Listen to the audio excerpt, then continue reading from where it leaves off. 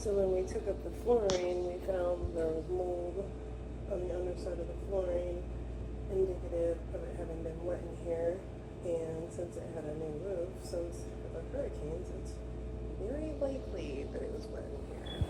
Throughout this floor has always seemed cool, but when a property's been wet and it's the old adhesive tiles, that adhesive is no longer sticky, and sometimes you need to take the flooring up in order to put new stuff down. We're going with an LVT flooring in here because its foam has already been wet already, and with this being waterproof, it's a better option than something that is not waterproof. So we have our respirator on because since we found mold under the floor, we're going to seal it. So we are smearing it all over. Fun stuff. So at this point, we can kind of see what's happening with the floor taking place. We can only lay out so much before other help gets here. And they don't always show you waiting for workers to show up, but that's the reality. Not everybody shows up on time. It's 11 o'clock at night. They might be here soon. Lay the flat tile down. We're going to actually do some trim work. You can see we're adding white to our vertical. Just bring a little bit of extra contrast. Floor's down. We got the flooring starting to go in. Still working.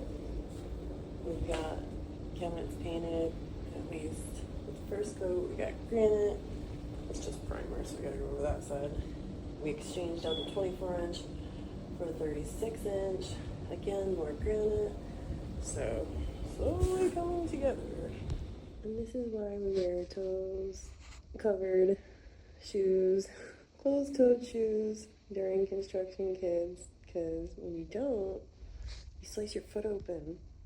So for staging and for renting furnished, we got free sofa, free ads, can't go wrong with it, fits the decor. So after working on the flooring in the house, there was just enough left over to finish off the lanai, which could possibly be turned into a third bedroom here in the near future. We're still working on the flooring in the main bedroom, and it's slowly but surely coming together. Now we are taking the quarter round molding off of the regular baseboards, and we will put on fresh quarter round after the new floors are in. All you need is a trim puller. It's about $45, but it makes it a whole lot easier.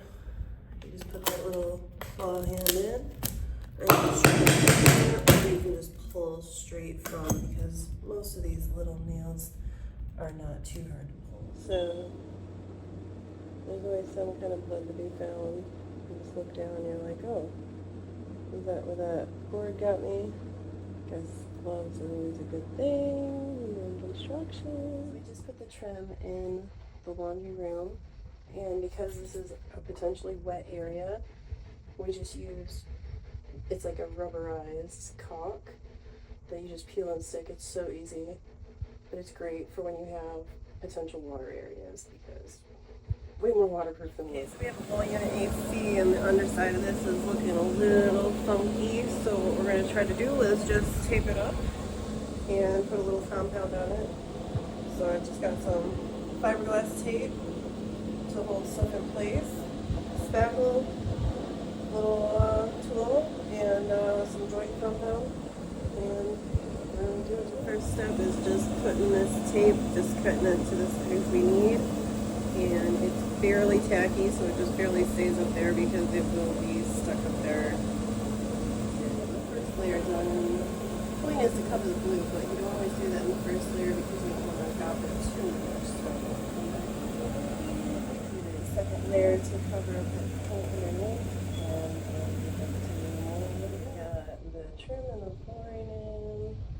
This is the spare bedroom. We wound up getting just a cheap bed to throw in there because this is the spare room, and coming together. This is the back of the house, equipped with swing set, shed and sitting area.